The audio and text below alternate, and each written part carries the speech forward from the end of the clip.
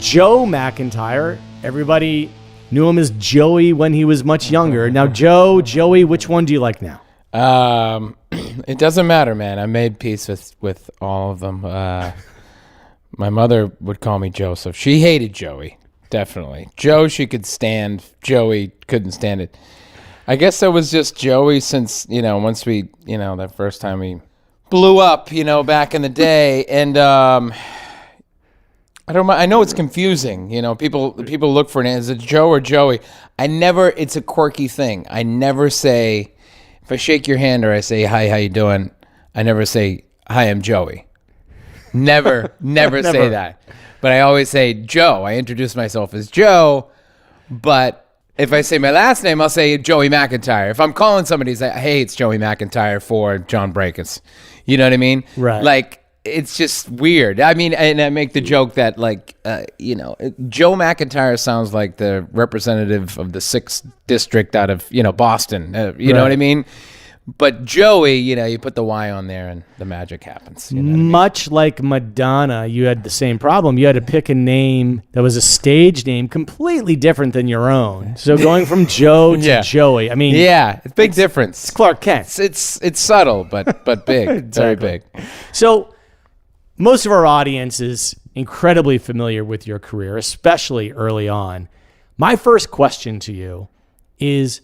what was your brink of midnight moment early on in your life where this thing happened and it was the moment that changed everything? I mean, I was the youngest of 9 kids, so there were a lot of moments going on in my house. It was there was never a dull moment. And in some ways, every moment felt like a brink of midnight moment because it was a very dramatic home, and it's like the two sides of a coin. You know what I mean? What gives you strength also can hold you back a little bit. You just got to know how to balance that. And my mom loved the theater. We grew up like 4 blocks away from a place called the Footlight Club, and it was the oldest community theater in America. And it's this beautiful, like, turn of the century, 1900 federal old theater. It was it's still there. It's in great shape. 200-seat theater. Beautiful. We didn't know how lucky we were. I didn't realize it until I went to New York many years later and found out what a black box theater was, and they just made anything a theater. But it was a great place, and my mother would spend a lot of time there, and it was her getaway from the 9 kids and her husband. So theater and performing was always a big part of who we were. It was our release. It was our getaway. We were an entertaining family. We were dramatic, but we were also very entertaining. And so my sister was involved in a thing called Neighborhood Children's Theater of Boston, and still is run by a woman. She was Michelle Barry at the time, but her name is Michelle McCourt. And this woman was an amazing woman. She just has spent all her life showing up every Friday afternoon for rehearsals with anywhere from 30 to 70 kids in these red shirts with white lettering, and you have your name. And speaking of, when I joined this, it was Joseph. It wasn't Joe or Joey. It was Joseph. Wow, now we're really confused. Yeah, exactly.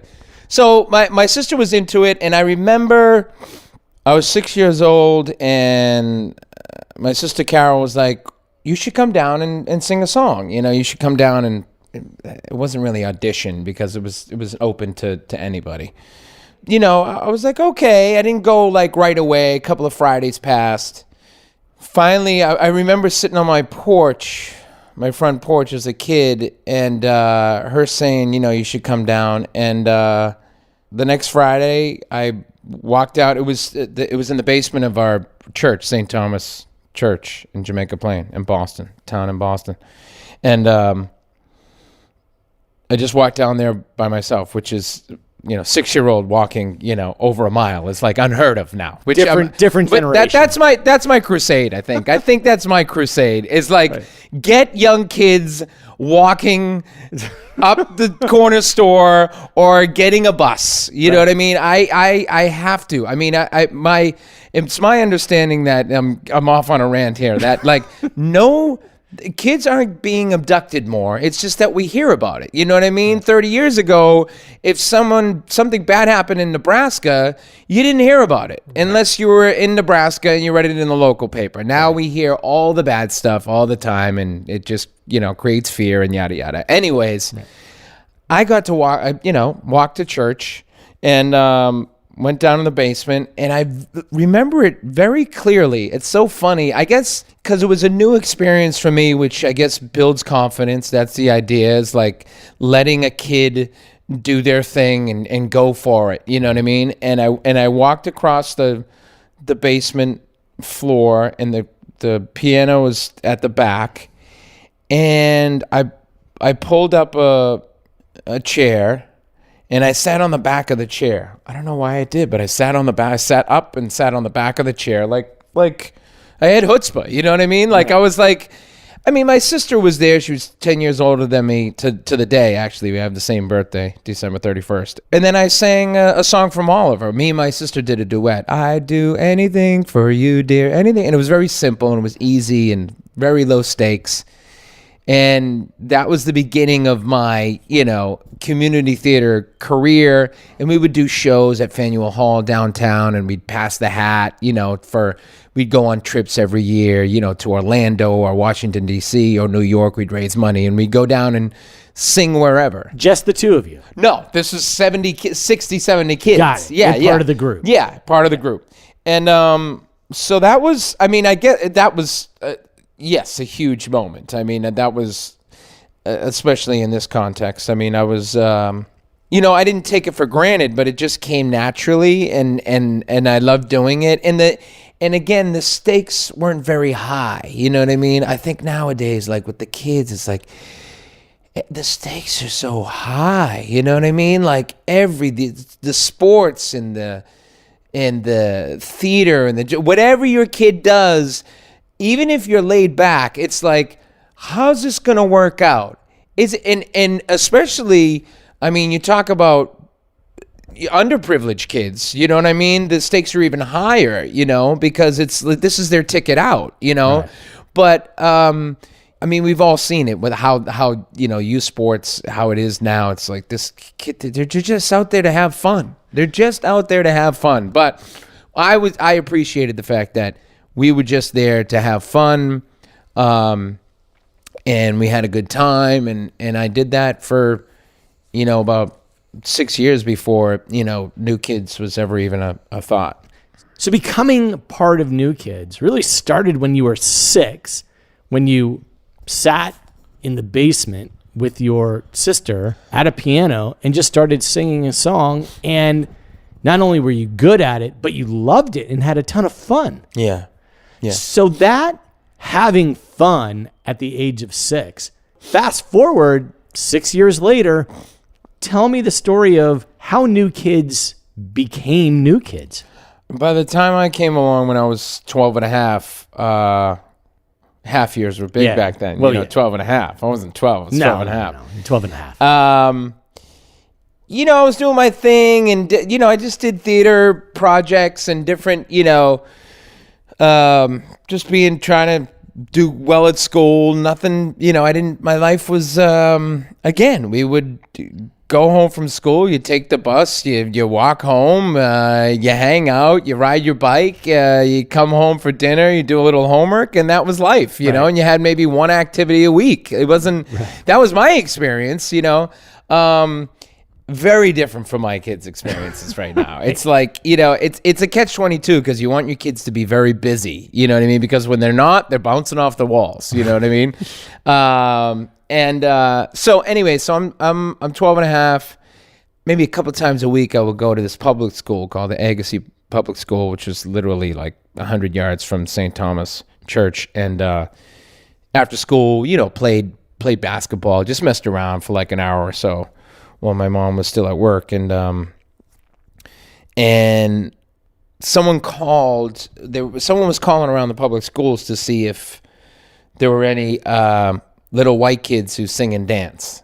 And so someone gave me a number. Someone called. And so someone thought of me. Whoever answered the phone was like, oh, yeah, I think, this kid, Joey McIntyre, he sings. He gave me the number.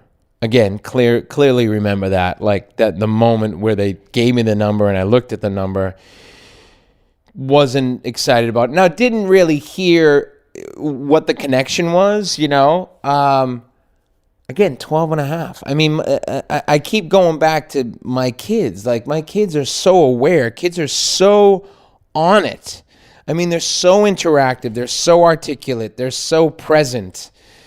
Back then, like, even at 12, I was like, you know what I mean? You just like, let's go goof off. You know what I mean? You did well enough in school to not get in trouble, and then you went and had fun. That was it. You know what I mean? And tried not to get in trouble outside of school. That was it. They gave me the number. I was all set. And then they called back, and this person asked me again. And this time I found out that the person who was calling was Maurice Starr, who was the producer of New Edition.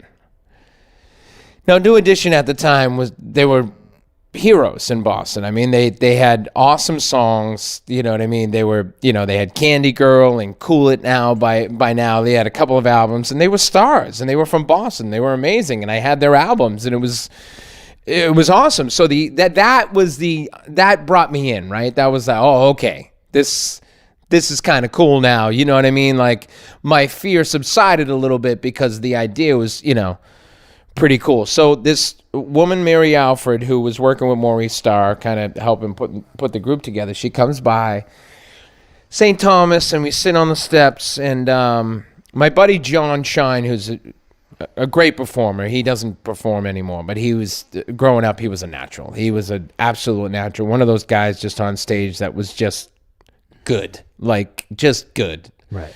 He was hanging out with me too because he was going to like come along for the audition. So we sat there and we couldn't believe it because we loved New Edition, loved the record and the whole thing.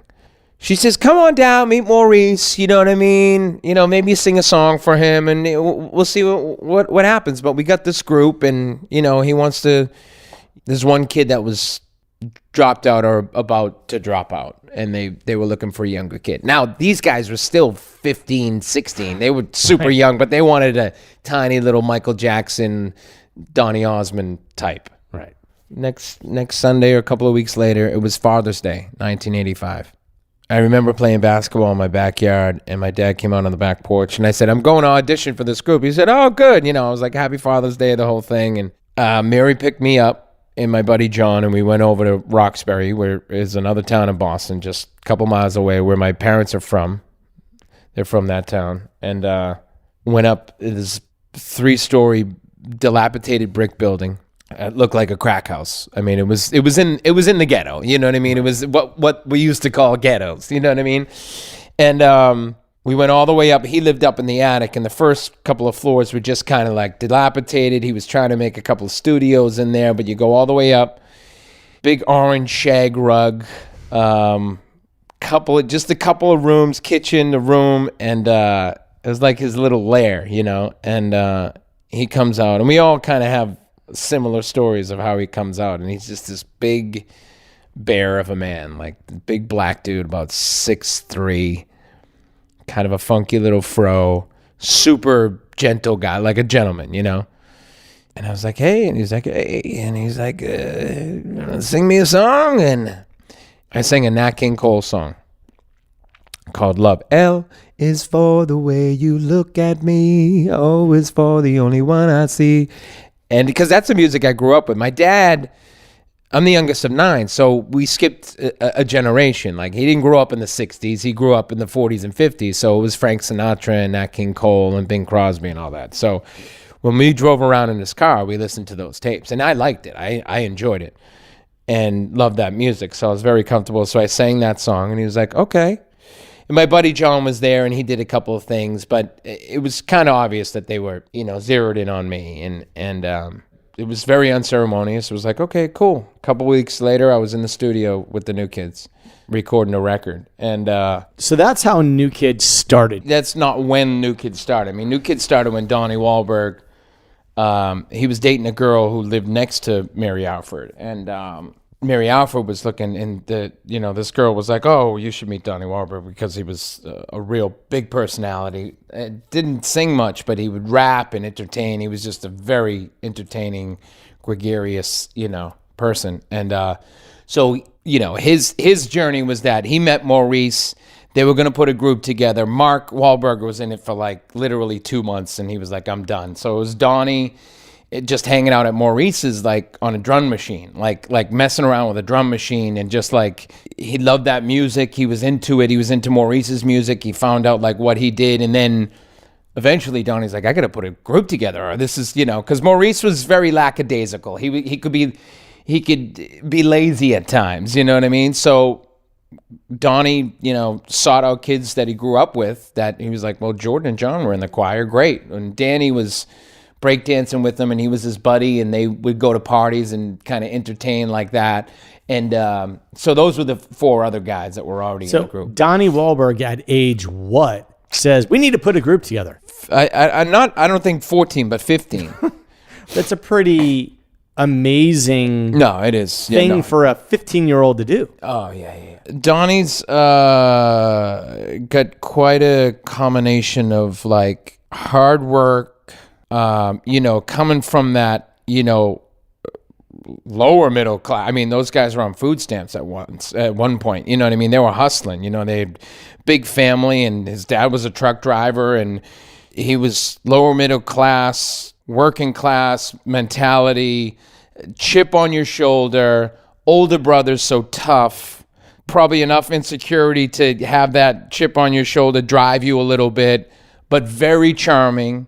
All that, combination to give you that drive, and especially at 15, And he had no idea who you were. You were the Michael Jackson for the group. Yeah. You were the young, great singer who also was really attractive. Yeah, it was, coming in as literally the new kid on the block of the new kids on the block. I mean, it wasn't easy, man. It was not easy. I mean, I just didn't even want to. Dorchester was like Beirut to me. You know what I mean? I was in this very like upper middle class neighborhood. My dad had made it by then. He had a good job. That being said, again, to compare it to today's kids, it doesn't matter where you're at. On the socioeconomic scale, you got brand new Michael Jordans on. You know what I mean? But we hand-me-downs, and you had, patches on your knees and 9 kids. Yeah, 9 kids, that kind of thing. So, but that being said, I had a very nice life, and kids from Dorchester are just a whole nother ilk, and I stepped in, and I was. 4 years is a big difference in that age bracket. And so it was very intimidating. Boys will be boys. They were tough at times. Donnie was, the worst at times, and, because he was the leader. So I think he was trying to react to everybody else.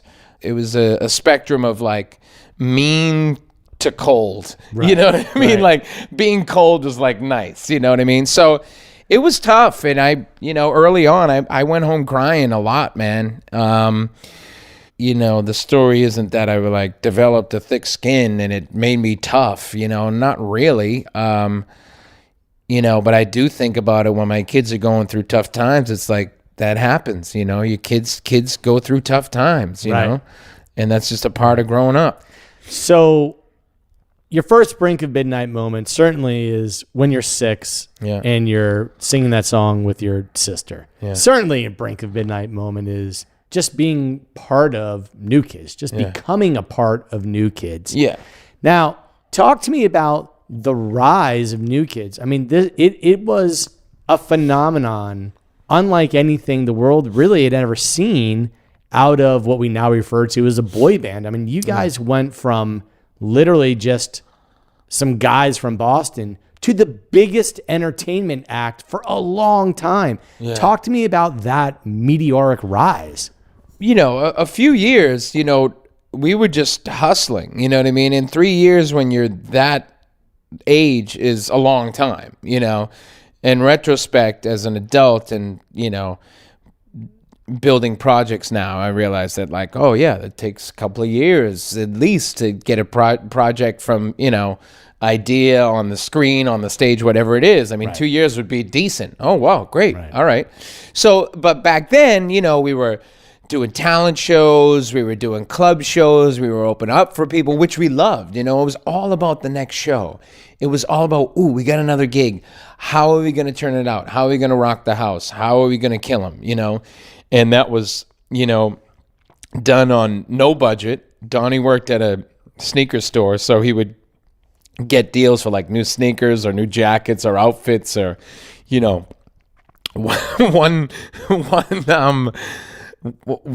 show we went in doctor's gear, outfits, you know what I mean? Like scrubs, and which was kind of a thing, it was a Boston inner city thing, scrubs, so it was just fun. We had our ups and downs. Our first album, we made a first album and nothing happened, but we got to go down to New York and shoot an album cover and no video, but like we were having fun, but not a lot going on, mainly probably because we were marketed to a black audience. We were marketed on the black charts, the black music charts, which they used to be called the black music charts. Now they're the R&B charts or the rhythmic charts. I mean, there's so many, they're all divided up now, you know what I mean? But now it's just pop music. Now it's just a Hot 100, but it was very divided. There was black radio.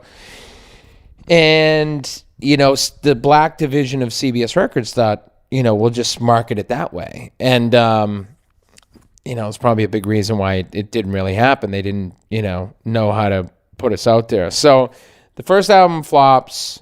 We go back into the studio. Maurice thought about, changing labels, going to RCA. But if we went there, they'd want other producers to come in. And we all sat around. That was another moment I remember very clearly. Sat around in the studio, in the lobby of the studio. Because Maurice Starr's brother, Michael Johnson, their last name is Johnson. Maurice Starr's real name is Larry Johnson, right? Right. That's why he changed it, right? So, but his brother was Michael Johnson. He's a Jonzun, right? But he had the Johnson Crew, which was Space Cowboy with the laser jeans. It was a big hit record, so he made some money, had a studio downtown Boston. We're sitting in there, and he's like, man. Maurice is like, if we go over here, they're gonna want other producers to come in, and we were like, man, we can't. It's got to be you, man. It's got to be all you. It's got to be all us.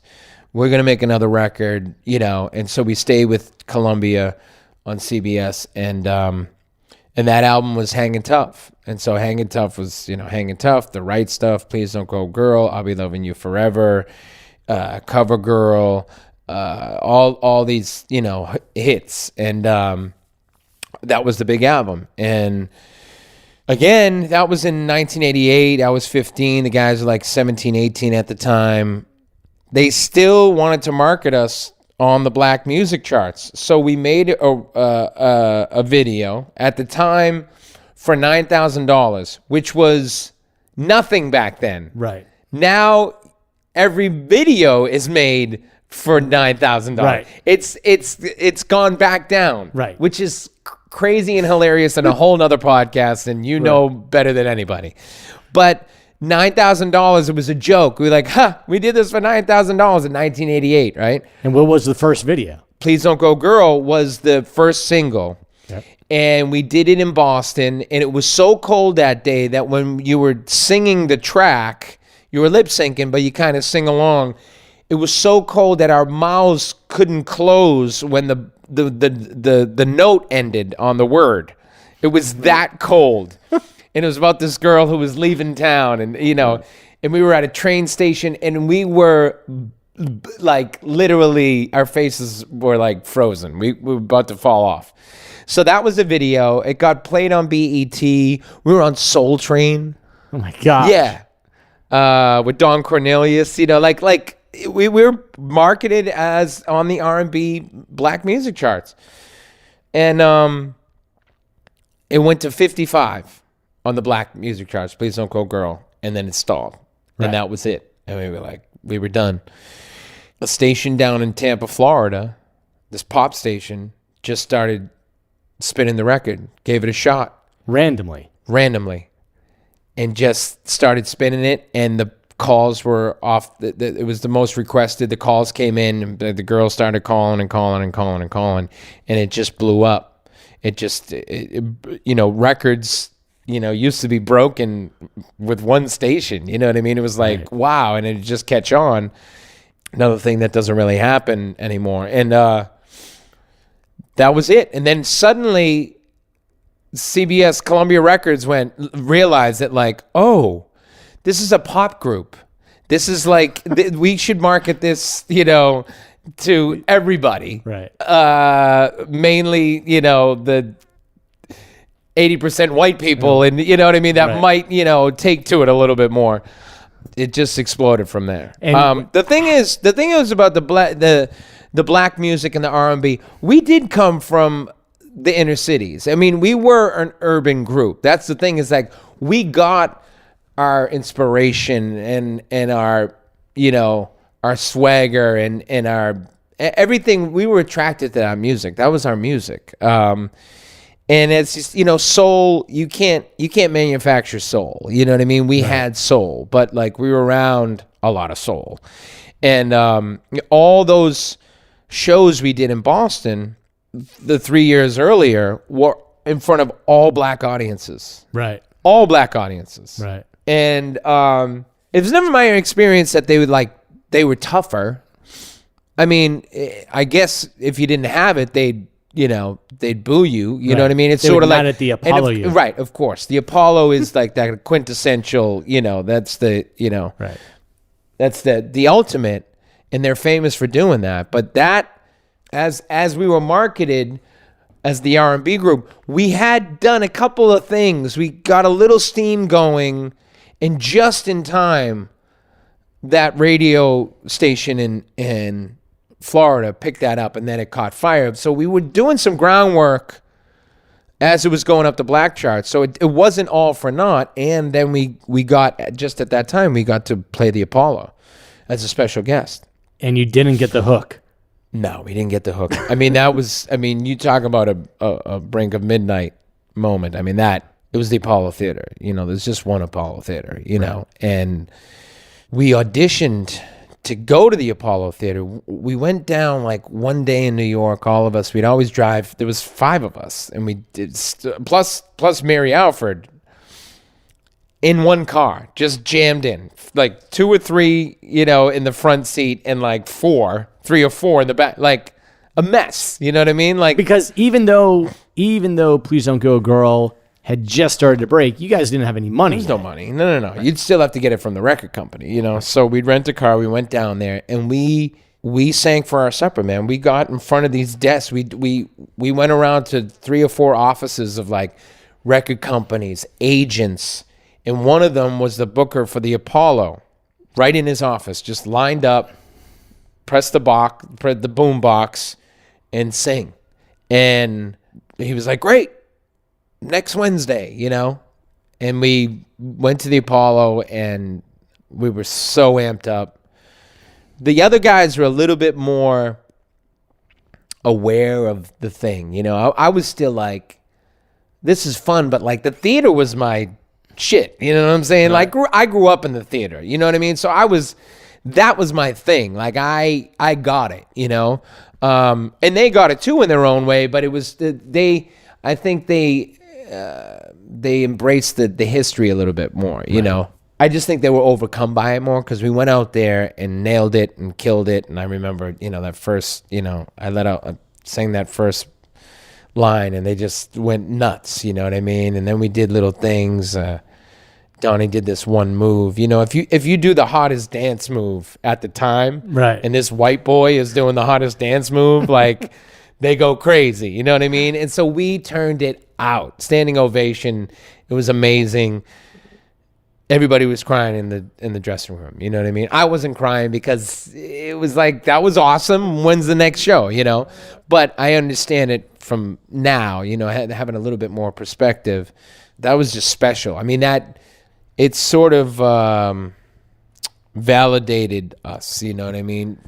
Inside, it said, wow, if we can do this if we can make it here, we can make it anywhere. And gave us a lot of confidence. And meanwhile, the record started reacting. And so the record started reacting, but certainly once you got on MTV and once that just started getting in heavy rotation, I mean, that was the game changer, wasn't it? Yeah, you have to have a couple. Yeah, absolutely. I mean, it used to be 1-800-DIAL MTV. That's what it was. Yeah, they had to retire our videos because we just kept winning and winning and winning, which they never did, actually. Right. And at the time, MTV was all rock and roll, and here's this pop band, and they resented it. You know what I mean? That was still, now, in a good way, I think, and it happened since Britney Spears and NSYNC and Backstreet Boys. When they came along, there was no resentment or like, oh, they're pop or whatever. People embraced it. First of all,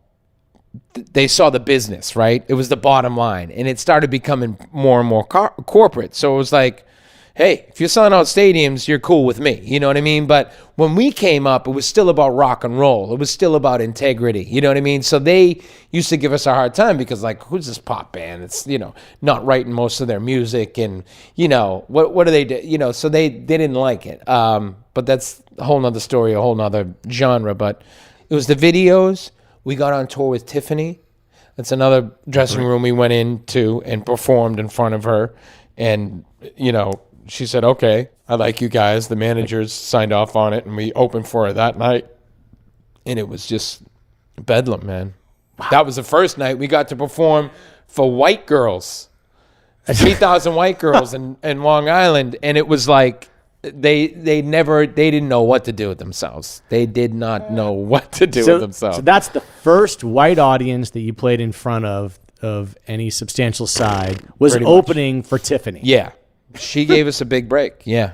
That summer we opened for her. So we went from going to performing for, clubs to 10, 15,000 girls a night. In the story of the rise of New Kids, it's very important to point out the brink of midnight moments of putting out an album, having it not work out, making the decision to stay with Maurice Starr to be the producer, to just keep on doing what you're doing, then having this Tampa station. I mean, Tampa is not the top 3 markets in the country, right? It's not a top 3 market. Yeah. So Tampa somehow picks up on it. You guys get to play the Apollo. You bring the house down. Yeah. Then you get to open for Tiffany, and your video is now on MTV. Now the momentum is just amazing. Gangbusters. When I was growing up in the 80s, what was amazing is that New Kids, it was impossible to get away from the music. It was literally impossible. I mean, it didn't matter if you liked it, didn't like it. Yeah. You could, if you watched MTV, you knew everything about New Kids on the Block. It was MTV News, and it was always on the top 10. And you're being mixed in with Metallica. Oh yeah. And Don Henley. Right. Yeah. No, I listen to like 80s on 8, dude, and they do the countdowns, and I'm like, these classic songs. Right. You know what I mean? Like the End of the Innocence by Don Henley was like number 5, and like The Right Stuff was number 3. You know what I'm saying? It's like at the time you're not paying attention to that, but when you look back now, it's like, wow. What a moment. Now that you're on MTV, now that you guys just have tons of momentum, you start playing to crowds you're not playing for 3,000 people. You're playing for 60,000 people in stadiums. You're playing for, what was the biggest crowd you guys played for? Well, we did that first tour opening up for Tiffany in arenas and big places. And then by the next year, she's opening up for us. And we're playing those same arenas, headlining.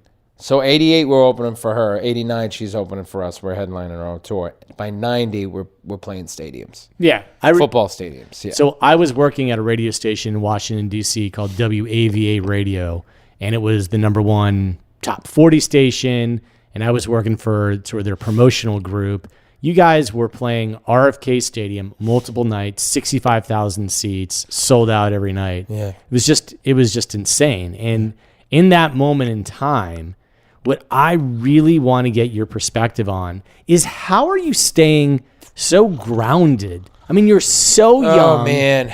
You're so young and so successful and so famous. How did you stay grounded? Was it the fact that you came from 9 kids and had a musical theater background and this was just another show? Or what was it that kept you grounded? In a lot of ways, it was unreal. People say, well, that's unreal. It was unreal. It was as in it was not real. When we talk about getting real in life, you know what I mean? It's about taking our inventory, taking stock, you know what I mean? When we get frazzled, when we get off our mission, right? It's time to get real. You know what I mean? Like, okay, what do I bring to the table? What do I need to work on? What's important? You know, what's not important? I mean, that's getting real. By that, and so when you're doing stadiums, it's kind of a bummer, and a lot of people say it. It's not as fun anymore. Justin Timberlake's on The Hollywood Reporter. It's right there, and he said the same thing. When they hit stadiums, it wasn't the same. You know what I mean? And it's almost, I guess, a little bit of a cliche. It's like, here it is. You know, but that doesn't mean that's the best. You know what I mean? It's the climb, to quote Miley Cyrus before she, did Wrecking Ball when she was still doing country music.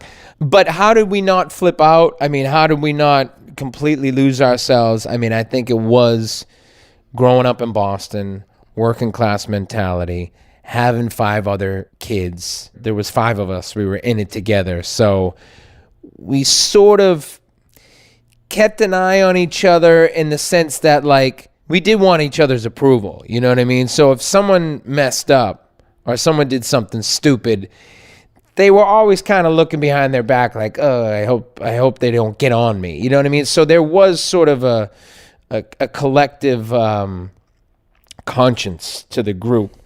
And but we also understood that, hey, man, this is crazy. So, like, if Donnie wants to ride a dirt bike and tear up a golf course along the way, I understand. I credit, being the youngest of 9 kids.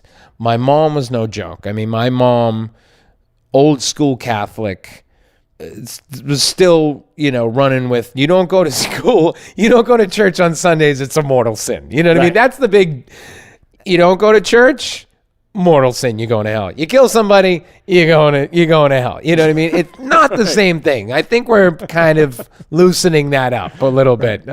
But that kind of mentality and that, for better or for worse, that hold, that guilt, whatever it is, or just be a good boy or do the right thing, I think that held me together. It's the grace of God, man. It's the grace of God that we didn't completely lose it. It happened so fast that I think we were still tied to all the work we did. Right. We were still tied to all the stuff we put in to get there. But, man, it happened so fast, and before you know it, it was just too big.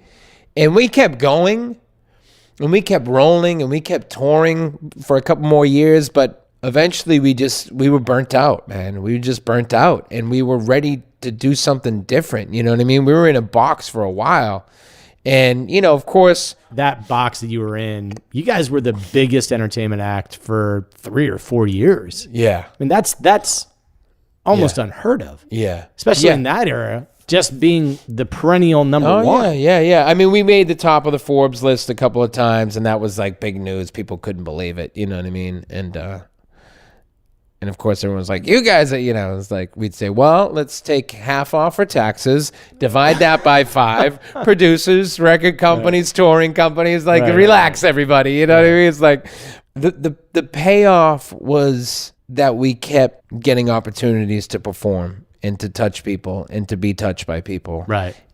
That's the payoff. You know what I mean? And that's what, in retrospect, kept us anchored into reality. And then, it was time to just move on. What's interesting about the peak of New Kids, about when you guys were playing stadiums and you were the biggest entertainment act in the world, is that you said, you know what? It wasn't as fun as playing the smaller clubs. It wasn't as fun as struggling, as not making it. That's the thing that lasts in your mind. And whether or not it's athletes or musicians or artists of any kind, it seems to me like building that strength from the struggle means that the struggle is always with you. And when it's no longer a struggle to sell out a stadium, it does become less fun because it's almost like you didn't even have to do anything. It just was handed to you. Yeah. And in that way, it becomes not as satisfying. Right. Yeah. My question to you, it rises. It's New Kids just off the charts.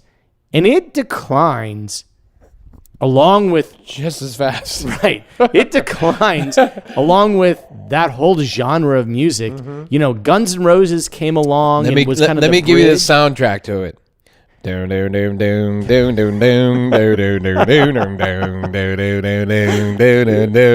like there's a new sheriff in town, and it's dark, and it's grungy, and it ain't pigtails and bobby socks. I tried to explain to my kids, who are almost 11 and almost 9 now, that Smells Like Teen Spirit and Come As You Are, and when Nirvana came out, I'm trying to communicate to them, you have no idea how it changed an industry because, you know, hair metal and pop music and everything fell by the wayside overnight. Got body slammed. Got body slammed. Now, what was that like being on top of the mountain?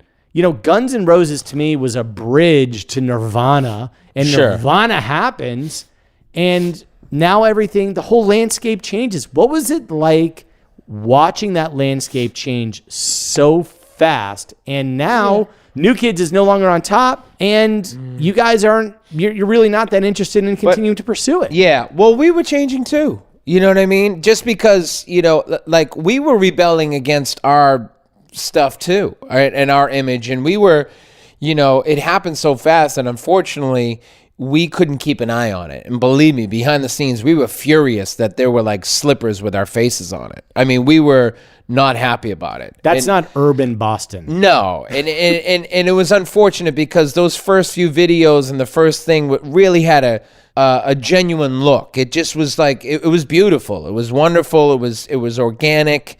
It made sense, and then everything turned into neon pink, purple, and you know. Right. As that music scene was changing, we were changing too. I mean, you know, we were becoming, you know, we were getting into our early 20s. I mean, I was 17, 18, but the guys were like 21, 22. I mean, they were like over it. I mean, they were really over it. So you look at the pictures, you know, Donnie's trying to grow facial hair. He didn't do a very good job about it, but you know what I mean? You know, never smiling in any of the pictures, you know, clothes started getting baggy. Like on the urban side of that, everything was getting baggy. You know what I mean? Like we were wearing, you know, like whatever, lumberjack shirts or whatever. Like everything was dark. It was starting to get into the 90s. You know what I mean? So it was sort of like that whole grunge, Nirvana, Pearl Jam stuff was also balanced on the New York side in the urban world with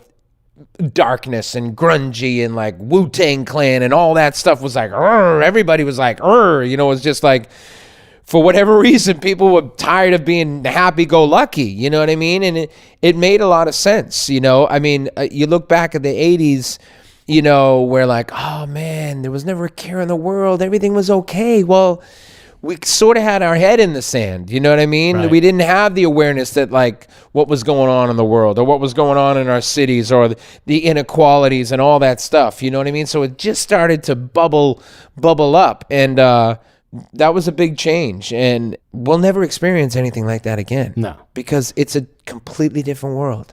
There's nothing like that. Nothing will floor us like that. There won't be a tidal wave, right? Because everybody has a venue now. Everybody has an outlet. Right. And it's all out there now. Let's talk about, since we were both products of the 80s, what was amazing about the 80s is that there was this communal experience going on. There weren't an unlimited number of outlets where you could get your art from.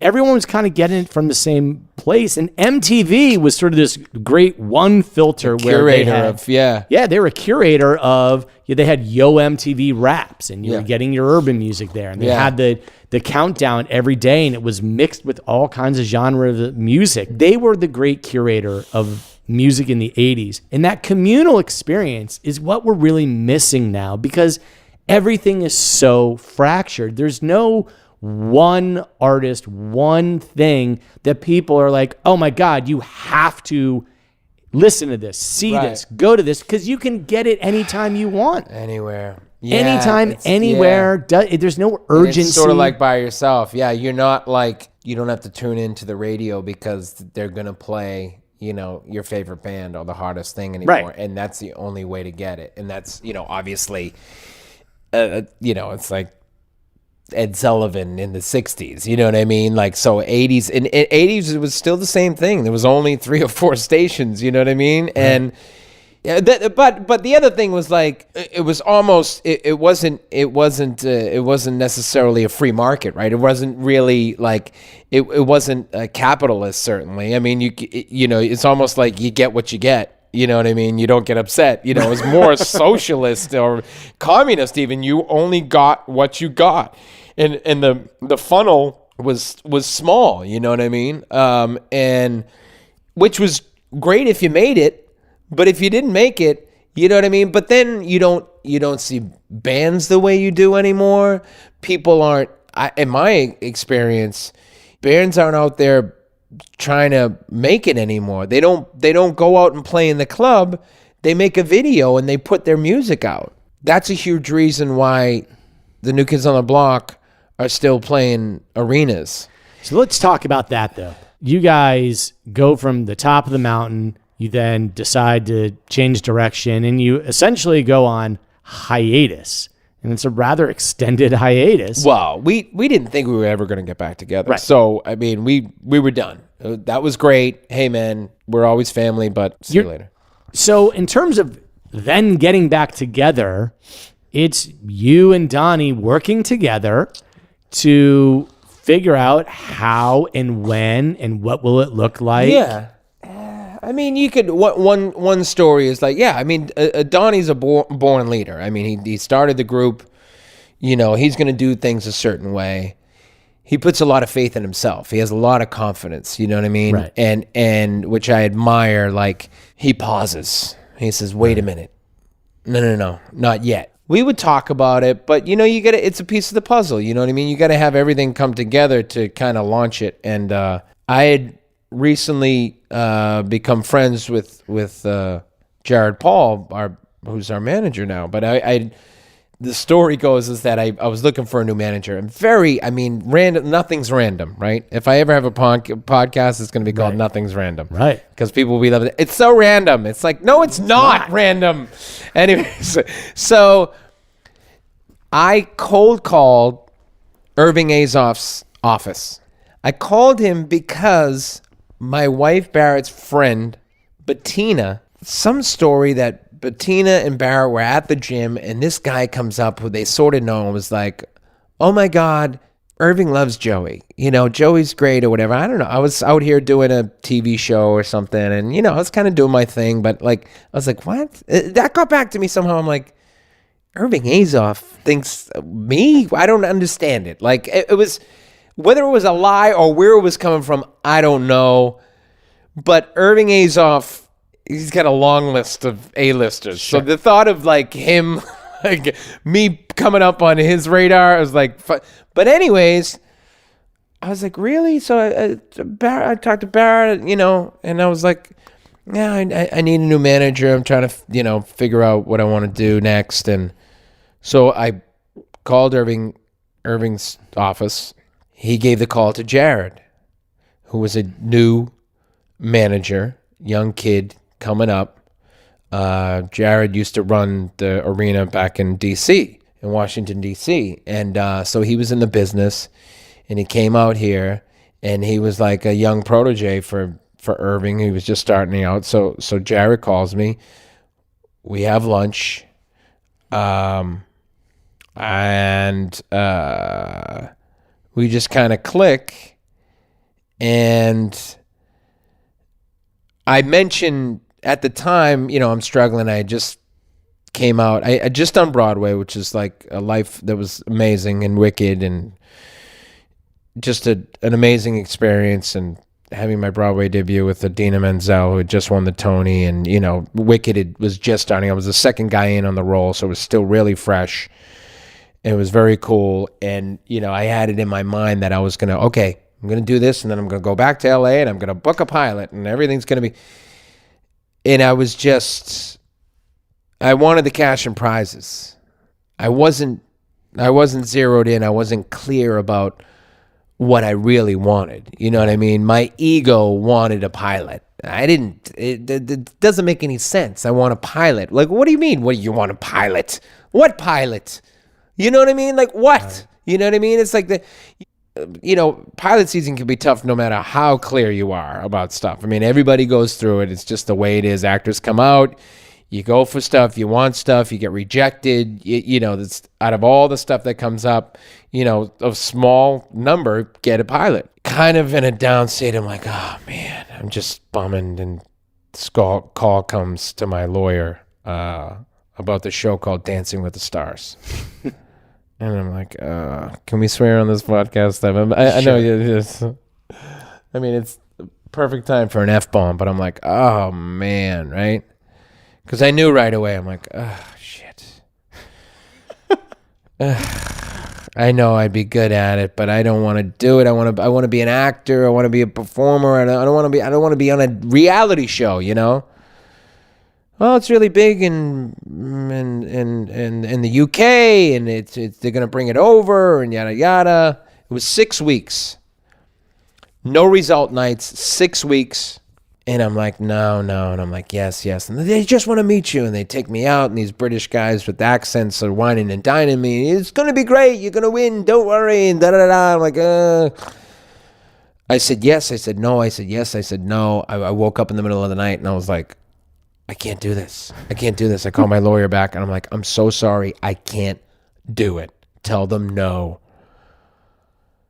Then I go back. And I say, yeah. I finally say yes.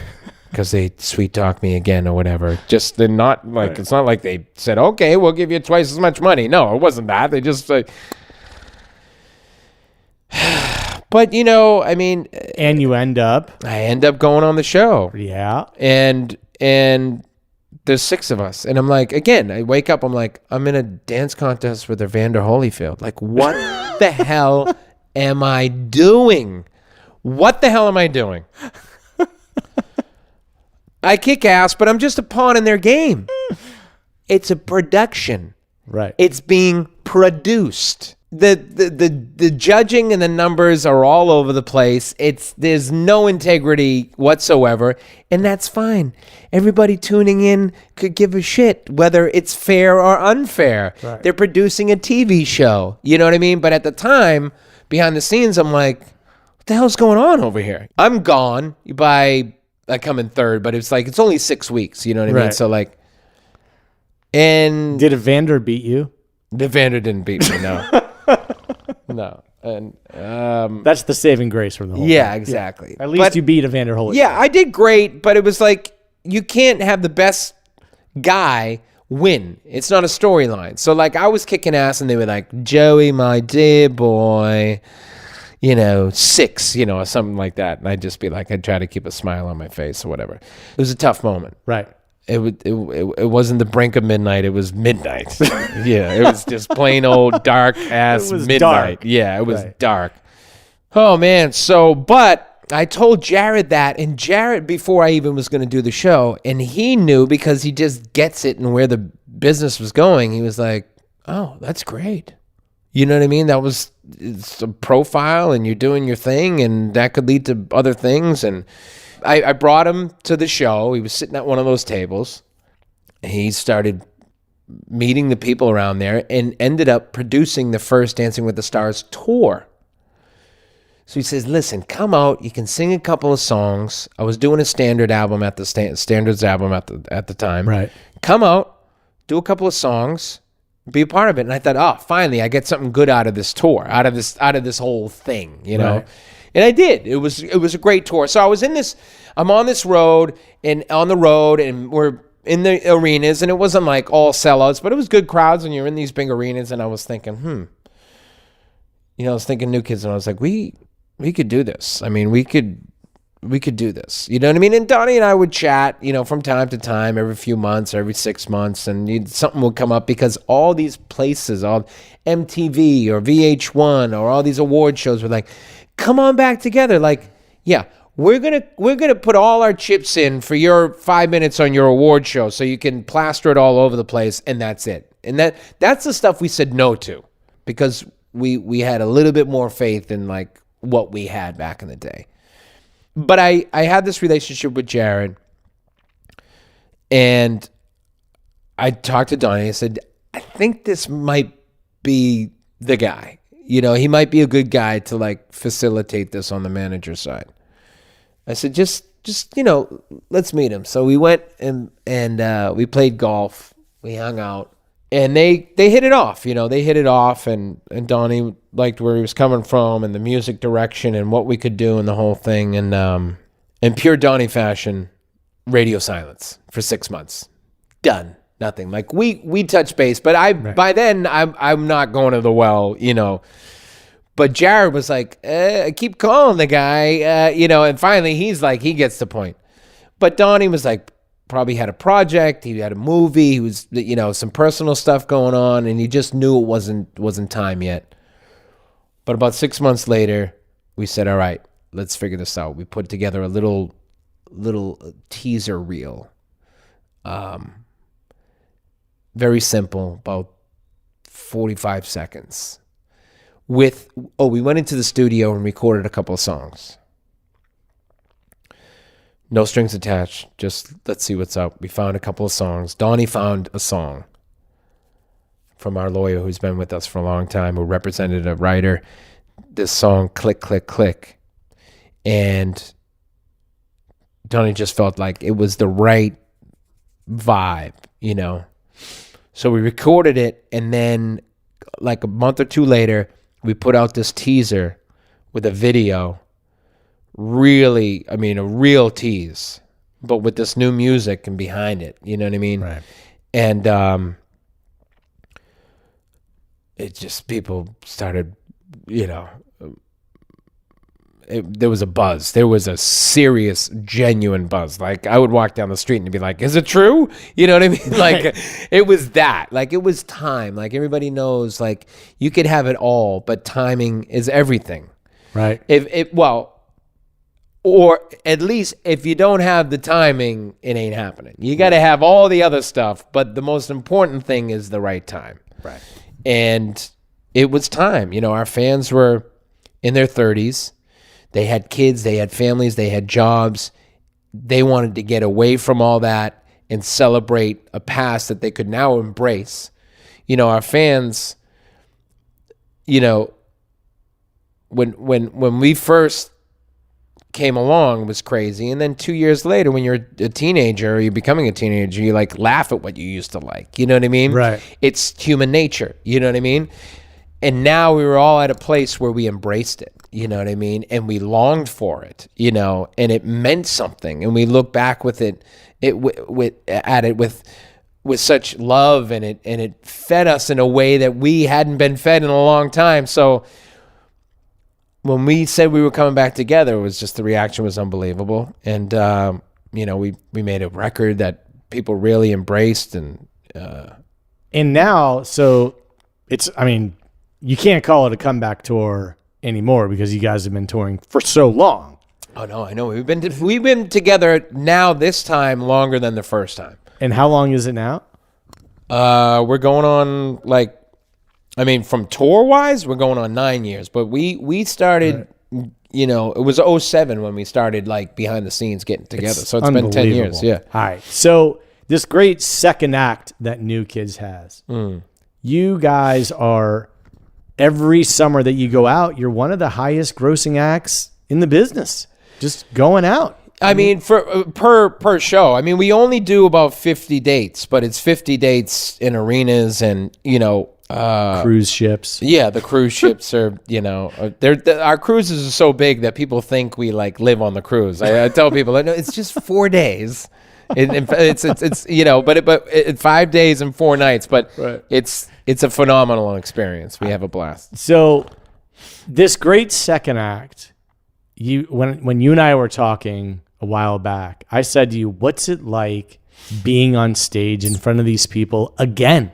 Right? It's all these fans that have now grown up and they're incredibly nostalgic and they still love the music, and it's amazing. You said to me, look, I know I'm talented and I know I can sing and I know that, I'm a good performer, but what we're all collectively celebrating is a moment in time that I was fortunate enough to be a part of. Mm-hmm. And that, when you told me that, I'm like, how do you have such clarity on that?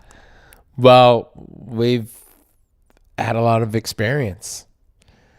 I mean, experience is everything. That's why so many bands don't get to experience what we're experiencing, because they weren't able to stay together. I mean,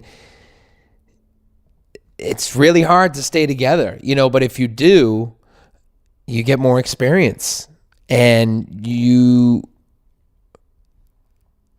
get more information, you have more evidence that how special this is, how unique this is, how unreal this is. Well, but in a real way, This time it's unreal in a very real way. Right. And that's because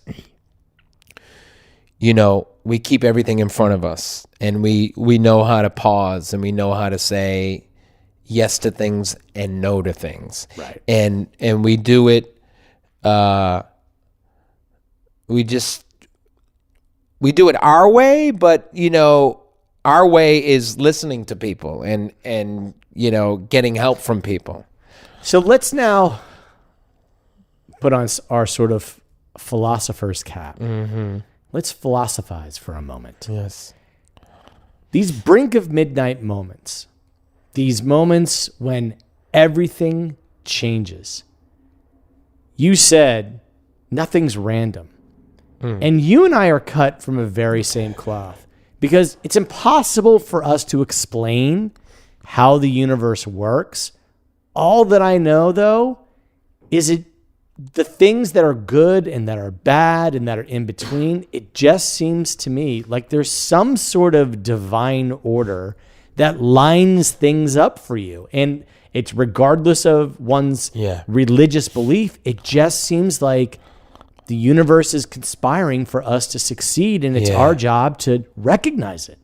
Or get the hell out of the way. Exactly. It's one or the other. And talk to me about your belief that nothing's random. I've realized or accepted, or I've had some clarity recently about a couple of tough things that have happened to me. I never looked, when someone pisses me off, or someone disappoints me, or someone quote unquote does me wrong, or someone is rude to me, or could have been more polite, or could have been more gracious, or could have been more kind about something that's important to me. I was able to recently sort of use that. It made me realize what's important to me. And it sounds very simple. Everything, that's the thing, is it gets real simple. When it gets clear, it gets real simple.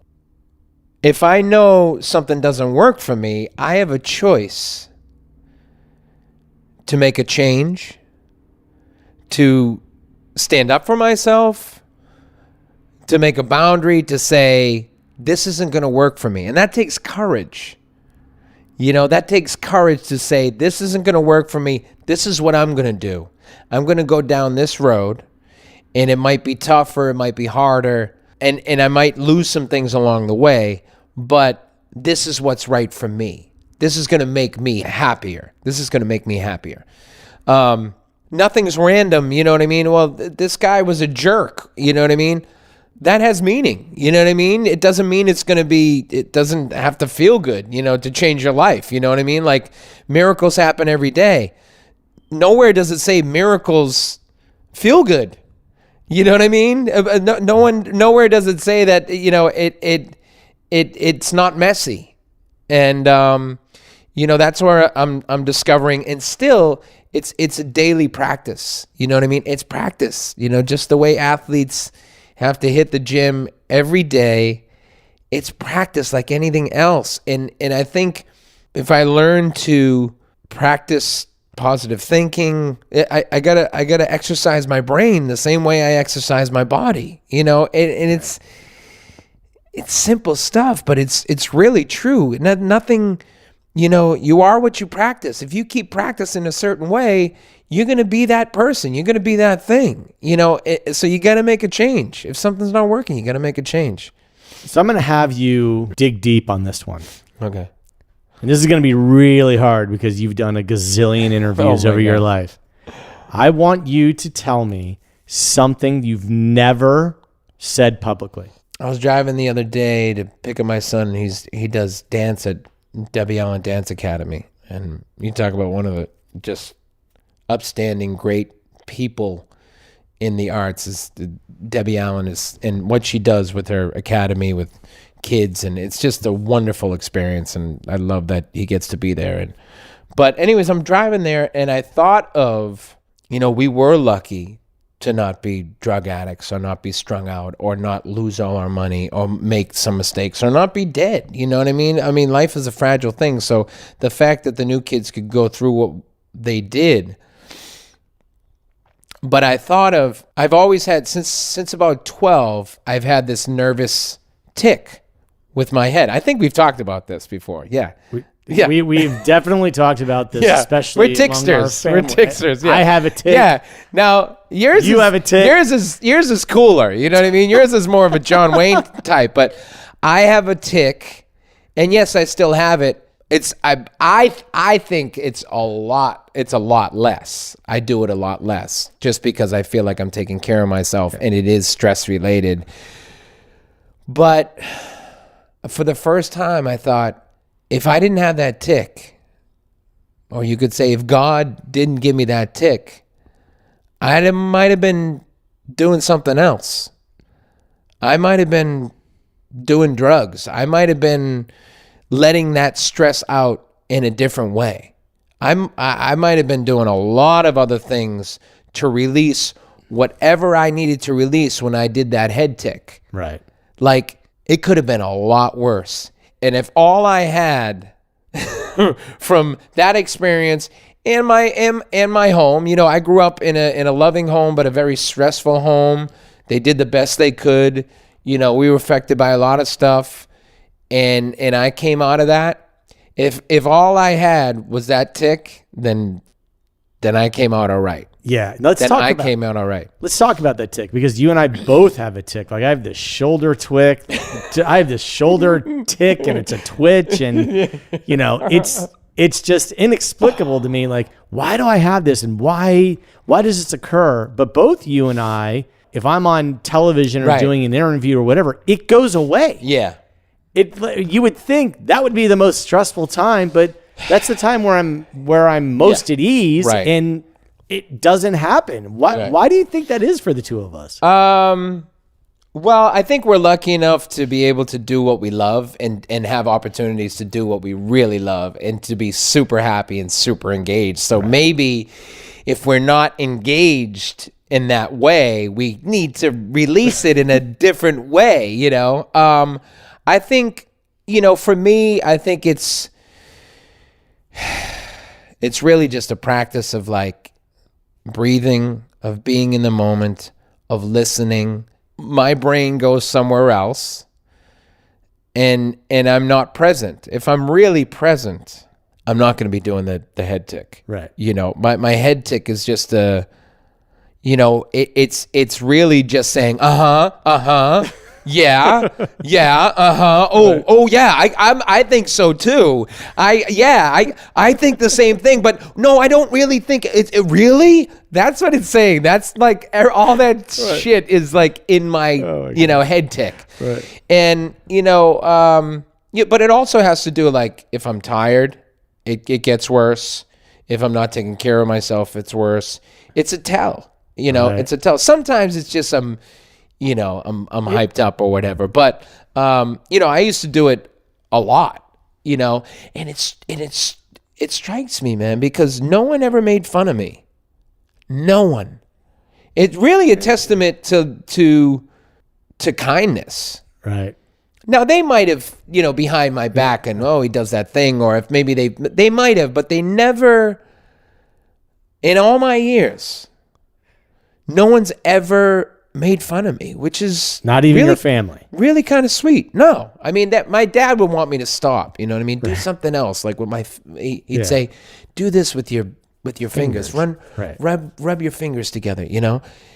And I'd be like, "That's not going." And you do that, and then that'll become that, and then you work on that. Like you could just wean yourself off it. So the thing that's interesting is you and I are cut from such a similar cloth. I don't drink. I don't have caffeine. I've done drugs. If I were you, I'd have 8 ticks. You know what I mean? I still need to have a drink. I need something to release all this pent up energy. Oh my God. But what's been interesting is that I have this tick, especially the shoulder tick, and I've made peace with it. Yeah. And I've got big, funny looking ears. I'm a loud personality. Not really. Oh, your lobes are a little long. I just realized. I never noticed it. Yeah, they're a little long. And they keep growing, as you know. Oh my God. So this tick, I've made peace with it where it's just one of the funny things that I do, but for whatever reason, it shaped me. And I don't know how it shaped me, but it's just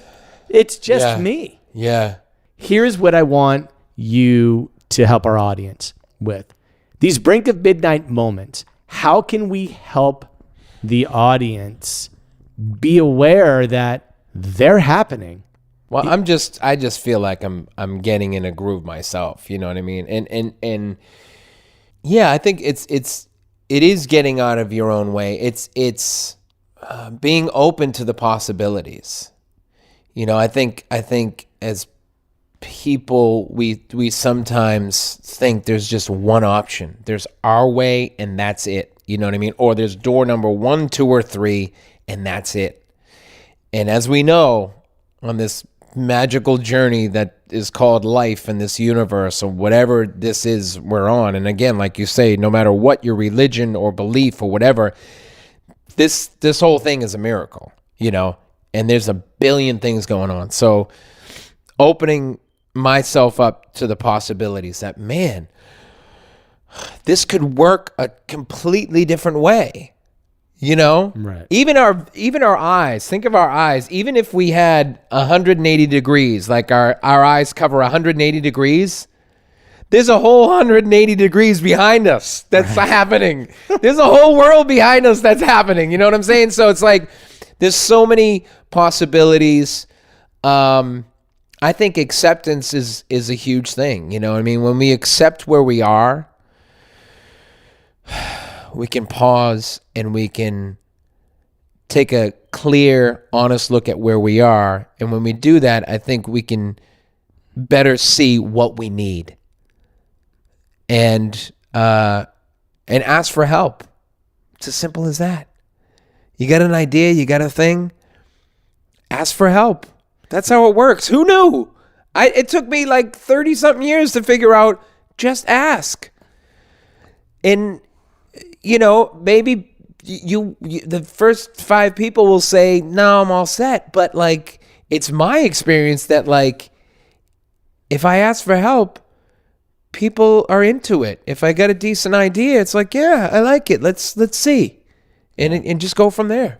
I love the idea of, clearly you make your own destiny. While you and I both believe that things aren't random. I mean, I sat next to Lizzie on a plane and fell instantly in love, and we lived 2 blocks away from each other on the same street. It's not random. Yeah. At the same time, you make your own destiny. You did not have to return that call when you were handed that little sheet of paper to call Maurice Starr. You didn't have to. You could have chosen not to do it, and your whole life would have been different. Yeah. And you could have chosen not to do Dancing with the Stars. Yeah. And Jared would never have said, hey, you know what? This is a good idea. We can take this on. Your whole life could have been different. Yeah. It's interesting how, although things are random, we are still in control of the choices that we end up making. Give me an example of where you visualized something and it happened exactly the way that you saw it. I just finished a script, actually, a movie script, and I guess I'm visualizing that a lot. Obviously, when you're writing a script, you're visualizing a lot. That's a big part of the picture. But I don't know. I just have a good feeling about it. I just feel like I'm going to be shooting this movie. I'm going to get this movie made, and I just feel like, it all adds up. Like, I've done the work. I know what I'm talking about. I can see it happen. It's all my things coming together. Like, I've done the work. And I think it's easier to visualize something when you know you've done the work. You've played the clubs. Yeah. You've done the circuit. Right, exactly. Now it's a matter of like asking for help and having it get made. Yeah. It's like, a great athlete, Michael Jordan's not going to visualize the game if he doesn't know he's done all the work, if he doesn't know he can do all those things. Right. You're not going to visualize yourself doing things that you don't know how to do. People say you can do anything you want to. I say, I think the phraseology that's better is you can do anything you can. There's a very big difference. That's brilliant. Exactly. Right? Like, don't say to yourself, you can do anything you can. Oh my God. And I love that. What's funny is people immediately take that as a negative. But to me, I'm like, look, that's the most positive way to look at life because I'm 45 years old. That's acceptance. That's what I'm saying. That's acceptance. Yeah. I'm not going to play middle linebacker in the NFL. Right. No matter how much I want to, I'm not. Yes. I can't. Right. Exactly. Right. And that's not putting myself down. No. That's just recognizing where I am and the reality of it. Exactly. And it gets you out of that, unrealistic. It's acceptance and it says, all right. And I see opportunities from that statement. Right. You can do anything you can. It's a great. We're making shirts. We are in the process of making shirts. Dude, that's a bumper sticker. You can do anything you can. You can do anything you can. Oh my God, I love it. All right, when it's nighttime, and you're lying down, you're in that in between phase of being awake and being asleep. What do you think about? Oh man, well right now, I'm finishing up this project. It's called Return of the Mac, and it's on Pop TV. And you can go to poptv.com to get your channel on whatever server that is, whatever you got, the dish or the disc or the cable or whatever. But it was a lot of fun. Talk about a great challenging project to learn so much about and putting yourself out there and growing, in so many ways. For me, recently, not recently, but in the last 5 years or so, I felt like I had my relationship with God and like what God means to me has become more clear. And so that strengthened my faith. And so I think for me, if I have more faith, then I can put it all down. You know what I mean? I can put the phone down, I can put the problems away, and I can rest. What I often say is, though, as an exercise, is that if my mind's spinning as I'm going to bed, I think to myself, this is practice.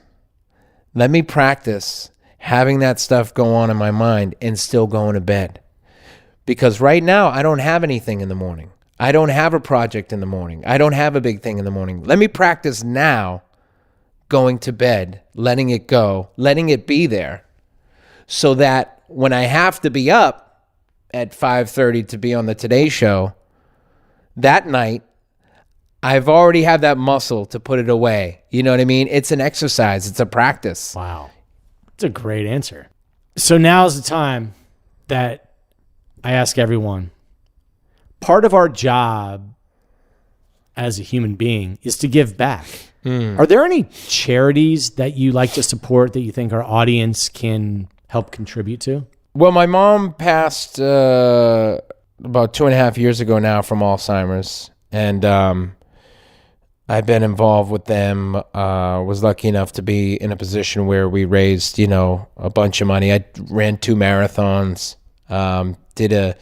I was involved in a charity here in town. It was called the Night at Sardi's, where a bunch of actors, all big names, would get up and do musical numbers, and they did that for 25 years and raised a ton of money. And New Kids fans have always stepped up, man. I mean, they just, as we say, 5 brothers and a million sisters. You know what I mean? They've stepped up and been so supportive. So Alzheimer's, alz.org they were great. The Alzheimer's Association is just, from my experience, I mean, just the way it's run, the energy, the enthusiasm, it's just a great organization. So you said that you ran a couple marathons. One of those marathons was Boston, and you didn't run just any Boston. Yeah. You ran the most famous Boston marathon. Tell me about that experience. Well, yeah, it was 2013, and it was my first Boston Marathon, and I would not have been there without your wife, who's an amazing coach. Oh my God! If you think about She's that, the think of the timing of when the bomb went off, when you crossed the finish line, and if you hadn't trained with Lizzie, what would have happened? Tell me about that timing. Well, yeah, I mean, I wanted to get under 4 for my first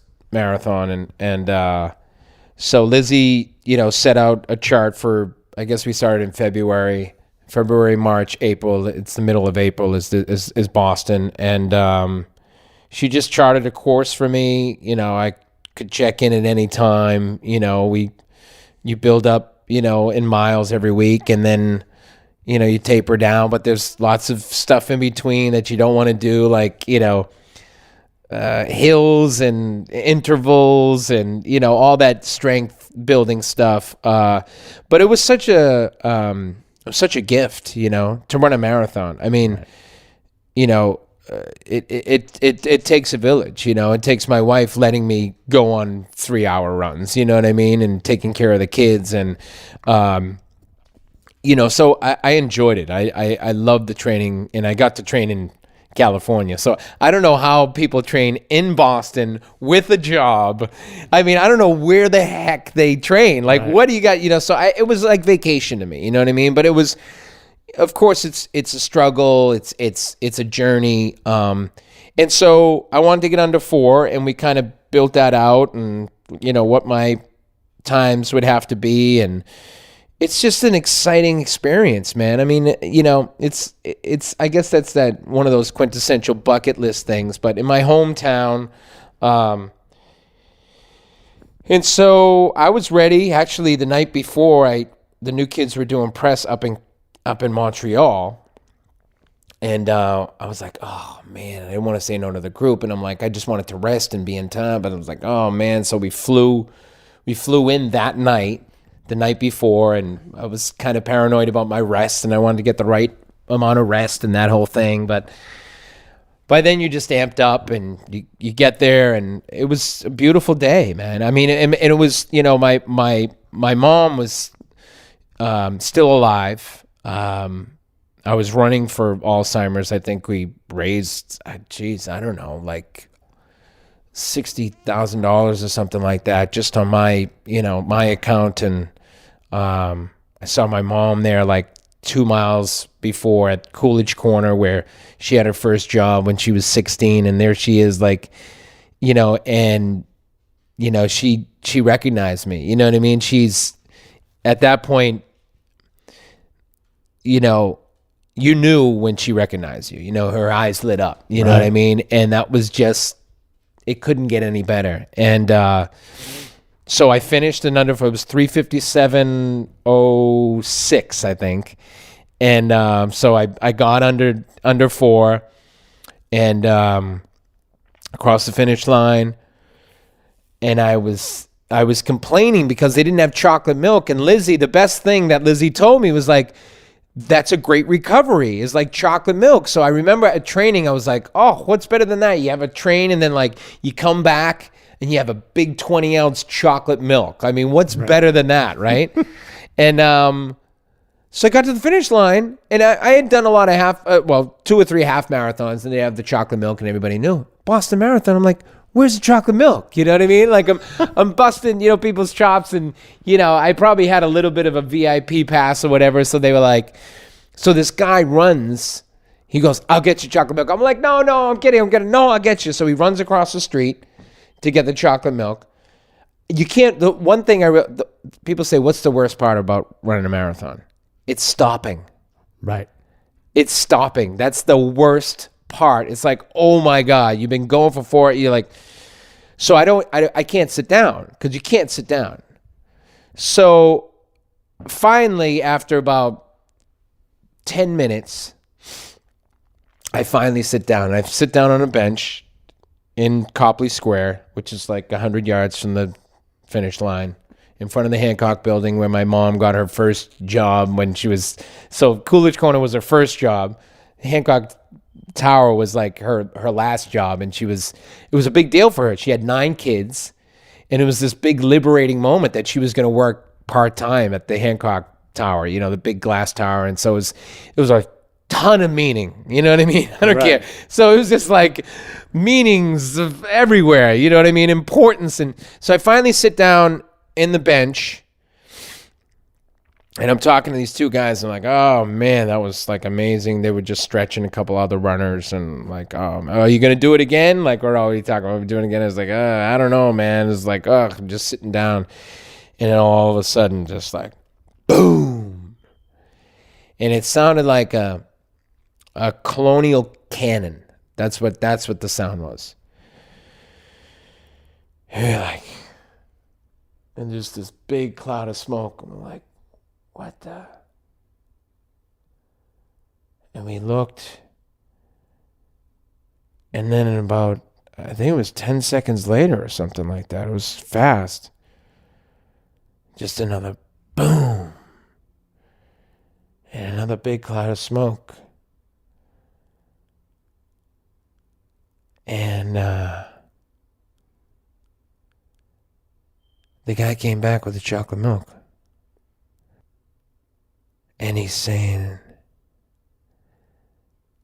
oh, they think it's a hubcap or something happened in the train station. And I'm thinking, no way. They were in shock. They were in shock. These people that give the BAA, the Boston Athletic Association, put on the marathon, that worked so hard. It just felt like they were, even in, 10 seconds later, you saw those things. It was like, no. But they were in shock. And then slowly just, my dad was at the finish line in a grandstand, but he was on the ground because his eyes aren't good. And I caught him. I said, hey. He was directly across from that first bomb. Like directly. Now, he wouldn't have got injured, but like it would have, it right there.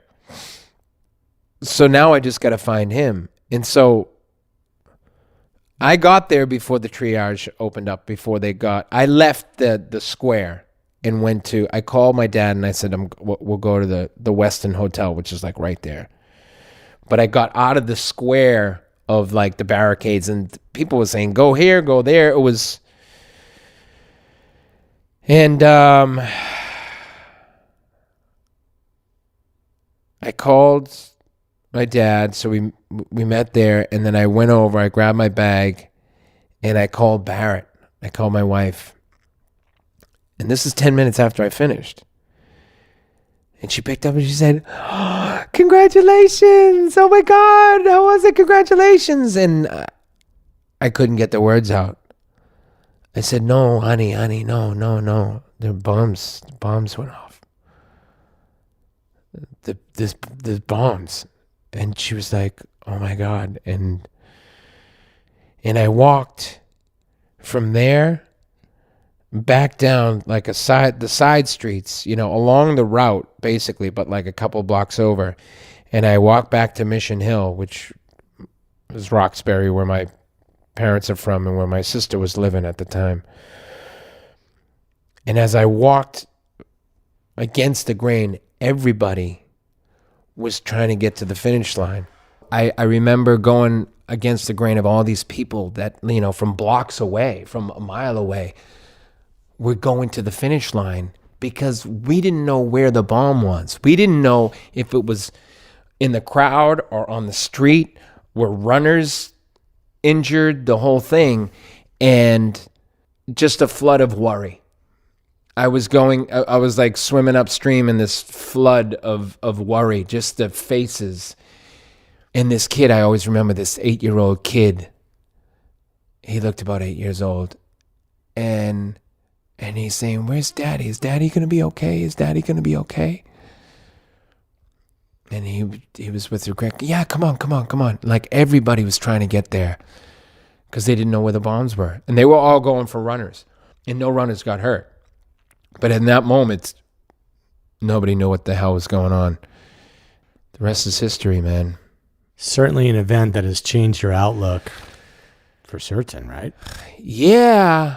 Unfortunately, you don't have to look very far, and it doesn't take much empathy to realize that there's a lot of sorrow, and there's a lot of sadness, and there's a lot of terror and horror in the world. We're certainly one of the luckier places in the world, to live in, that we don't get to see that every day. But, when it comes home, it's a crusher, man. It was too painful to close my eyes. So I just had that stare. Like I couldn't close my eyes. Wow. It was too painful. And of course, the sad truth is there was always somebody who had it worse than you that day. The ultimate would be those, the families of those 3 people that lost their lives, and, that little kid, that 8-year-old, and just, but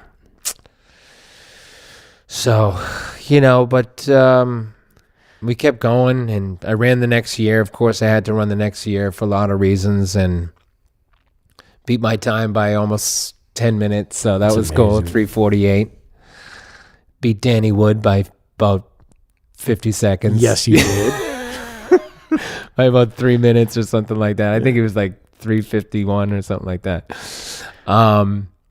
But it's a gift, man, doing a marathon like that. And Lizzie was the greatest. On your perspective of saying, look, there's a lot of sorrow and joy all around the world, despite the funk that the country is currently in. I mean, it just seems like we're all in a funk. Yeah. It's hard to get the message to people that, look, we're still really fortunate. I mean, we are the most fortunate bunch of crybabies right now in the entire world. Yeah.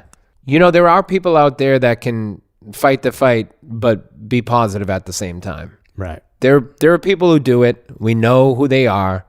We admire them. We cherish their stick-to-itiveness, but their hope and their faith that you can still be positive and still stand up for what you think is right, and do it in a way that's with as much kindness as possible.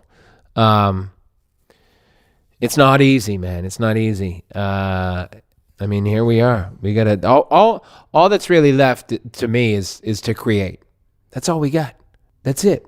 That's why we were all put here. Exactly. To perpetuate love and create something that's going to give people a sense of hope and love. Yeah. And honestly, get the crayons out. It could be crayons, or it could be the next iPhone. It really is. I mean, it's there's really no difference except that, could also just be a PB&J for your kid. Exactly.